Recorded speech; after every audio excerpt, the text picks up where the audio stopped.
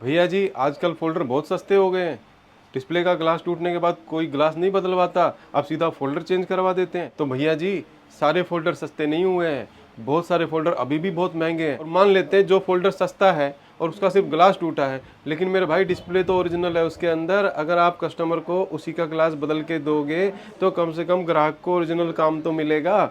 और ग्लास टूटने के बाद डिस्प्ले फेंकी तो जाएंगी नहीं, उनका भी ग्लास फिक्स करके दोबारा उन डिस्प्लेयों का ग्लास चेंज करके उनको यूज़ किया जा सकता है। तो अगर आपने अभी भी कोई ओसीए मशीन दुकान पे नहीं लगाई है और आप भी कहीं और से डिस्प्ले के ग्लास चेंज करवाते हैं, या फिर ऐसी डिस्प्ले बहुत इकट्ठी हो गई है जिनके शीशे टूटे हुए हैं और आपने उन डिस्प्ले के बदले में कस्टमर को दूसरी मार्केट वाली डिस्प्ले डाल के दे दी है, तो अब आपको उन डिस्प्लेयों को ठीक कर लेना चाहिए। अगर आप किसी दूसरी दुकान पर जाते हो टूटे हुए फोल्डर का ग्लास चेंज करवाने, तो अब आपको नहीं जाना चाहिए, क्योंकि मेड इन इंडिया जो कि सबसे सस्ती ओसीए मशीन है, ये आपको अपनी दुकान पे लगा लेनी चाहिए। क्योंकि जितनी जल्दी लगाओगे उतनी जल्दी इसके पैसे पूरे होंगे और उतनी जल्दी आपकी कमाई भी शुरू हो जाएगी और दूसरों की दुकान पे भागदौड़ भी कम हो जाएगी। ये OCA machine Chinese OCA machine से बहुत सस्ती है और ये ओसीए मशीन चाइनीज़ ओसीए मशीनों से ज़्यादा काम करती है।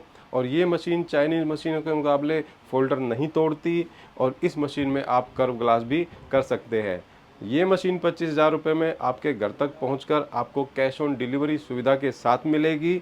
और मैं इस मशीन को आपको चला के बताऊंगा कि कैसे इसे चलाते हैं। 150 से ज़्यादा मशीनें हमारी ये बिक चुकी है और इस मशीन में मैं आज आपको एक फ़ोल्डर फिक्स करके बताऊंगा। जो तरीका मैं आज आपको फ़ोल्डर फिक्स करने का बताऊंगा, इस तरीके से आप किसी भी फोल्डर को फिक्स करेंगे तो उसमें प्रॉब्लम कभी नहीं आएगी।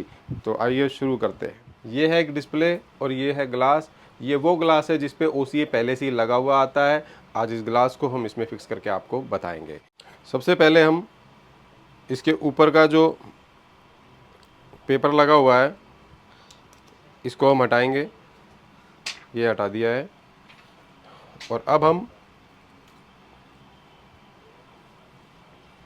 इस डिस्प्ले को इस शीशे के ऊपर रखेंगे, बहुत ही सावधानी से, बिल्कुल अच्छे से सेट करके। ये हमने रख दिया है और बस बीच में प्रेस करना है। यहाँ पर ये बीच में प्रेस कर दिया। ये थोड़ी सी गड़बड़ हो गई है, ये ऊपर की तरफ खिसक गया है ग्लास थोड़ा सा। तो अब इसको दोबारा निकालेंगे, ख़राब हो जाएगा, तो हम ऐसे ही आपको बता देते हैं। तो इस तरीके से आपको रख देनी है डिस्प्ले और ये आप पत्ता बाहर रख लो। उसके बाद आपको वैक्यूम ऑन कर देना है।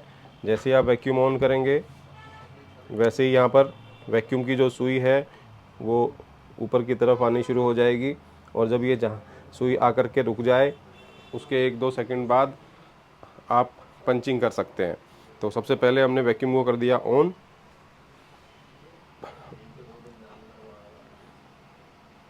थोड़ा सा वेट करेंगे।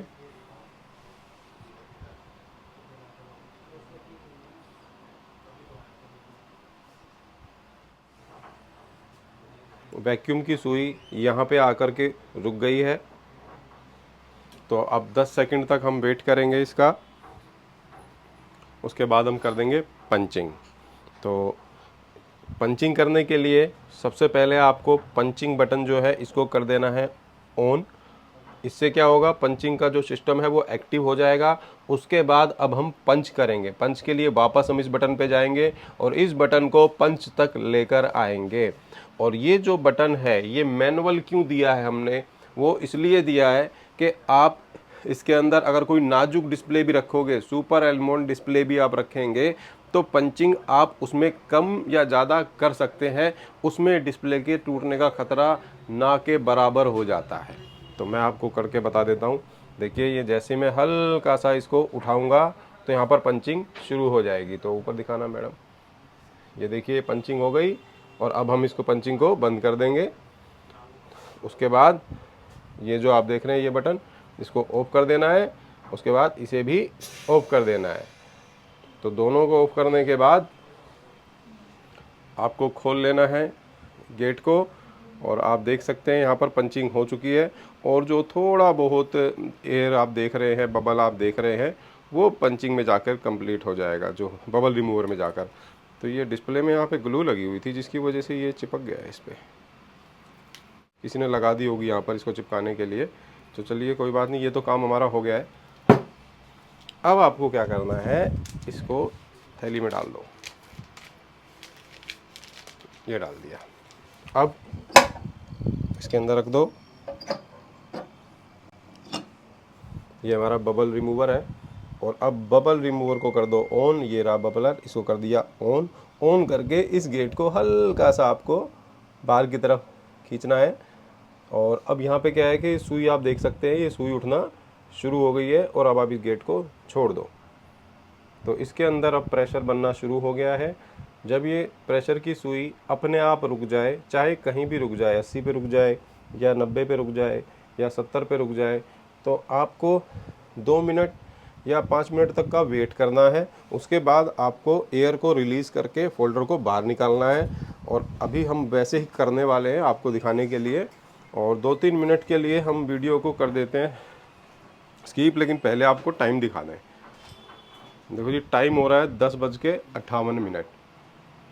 ठीक है, और जब ये हो जाएगा कंप्लीट, तब आपको टाइम दिखाएंगे और फिर निकालेंगे फ़ोल्डर। 4 मिनट हो गए हैं, 10:58 पर हमने रखा था, और अब 11:02 हो गए हैं, और अब हम निकालेंगे फ़ोल्डर को। जब ये सुई अपने आप रुक जाए तो आप चाहें तो मशीन को बंद भी कर सकते हैं। ठीक है, उसके बाद हम प्रेशर को रिलीज़ करेंगे।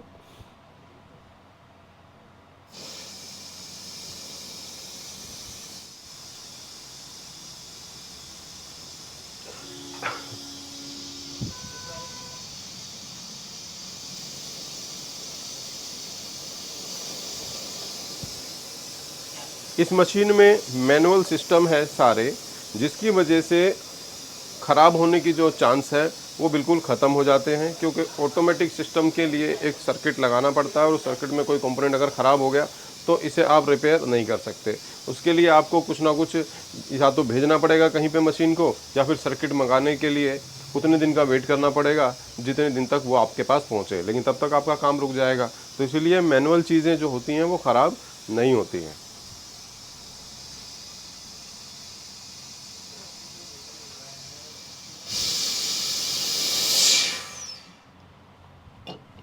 अब देखते हैं क्या होता है।